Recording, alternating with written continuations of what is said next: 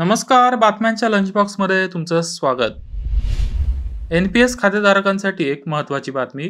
Pension नियामक (पी-एफ-आर-डी-ए) च्या निर्देशानुसार पैसे काढण्याच्या नियमात बदल करण्यात येत आहेत.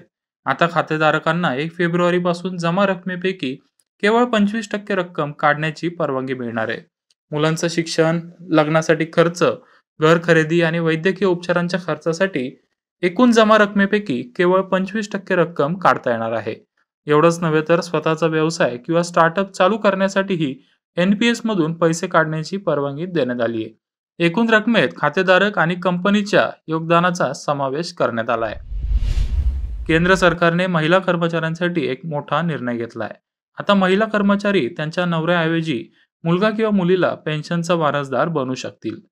केंद्र सरकारने 2021च्या सिव्हिल सर्व्हिस नियमात बदल केला आहे. सरकारच्या या नियमाचा मोठा सामाजिक आणि आर्थिक परिणाम होणार आहे. सध्या महिला कर्मचाऱ्यांना फक्त नवऱ्यालाच वारसदार करण्याची मुभा आहे. आता त्यांना मुलगा किंवा मुलीला पेन्शनचा वारसदार करता येणार आहे.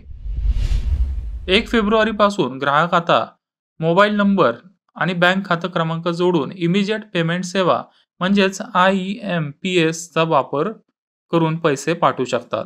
IEMPS बेनिफिशरी आणि IFSC कोडची गरज नाही, अशी माहिती नॅशनल पेमेंट कॉर्पोरेशन ऑफ इंडियाने दिली आहे. मागच्या काही दिवसात बटाटा, टोमॅटो आणि कांद्याच्या किमती वाढल्यात. वार्षिक आधारावर किरकोळ बाजारात बटाट्याचे दर 33% वाढलेत.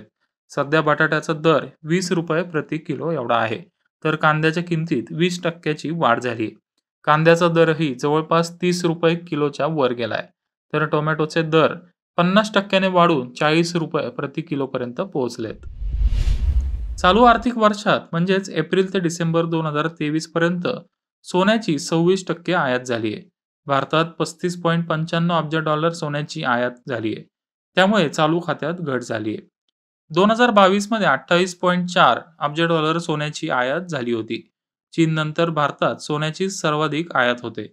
ज्वेलरी व्यवसायात दागिन्यांची मागणी वाढल्याने सोन्याच्या आयातीत वाढ झाली आहे. Amazon, बिग बास्केट, फ्लिपकार्ट यासारख्या आंतरराष्ट्रीय कंपन्या यांच्या समवेत झालेल्या करारामुळे महाराष्ट्रातील शेतकरी आपला कृषी माल आता थेट या कंपन्यांना विकू शकणार आहे. कृषी मूल्य साखळी भागीदारी बैठकीत महत्त्वाचे सामंजस्य करार करण्यात आलेत. उपमुख्यमंत्री देवेंद्र फडणवीस, कृषी मंत्री धनंजय मुंडे यांच्या उपस्थितीत ग्राम सामाजिक परिवर्तन फाउंडेशन आणि ONDC यांच्यात सामंजस्य करार झाला. शेतकऱ्यांची उत्पादनं डिजिटल प्लॅटफॉर्मवर आणून त्यांच्या उत्पादनांना बाजारपेठ उपलब्ध करून देण्यासाठी हा करार करण्यात आलाय.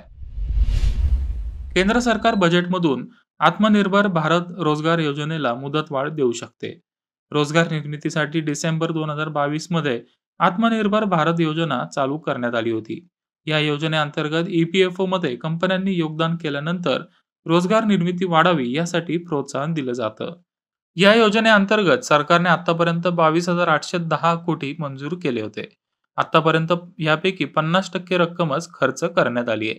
त्यामुळे या योजनेला मुदतवाढ मिळू शकते. बातम्यांच्या लंच बॉक्समध्ये आता वेळ झाली थांबायची. तुम्ही पाहत राहा मनी 9 मराठी.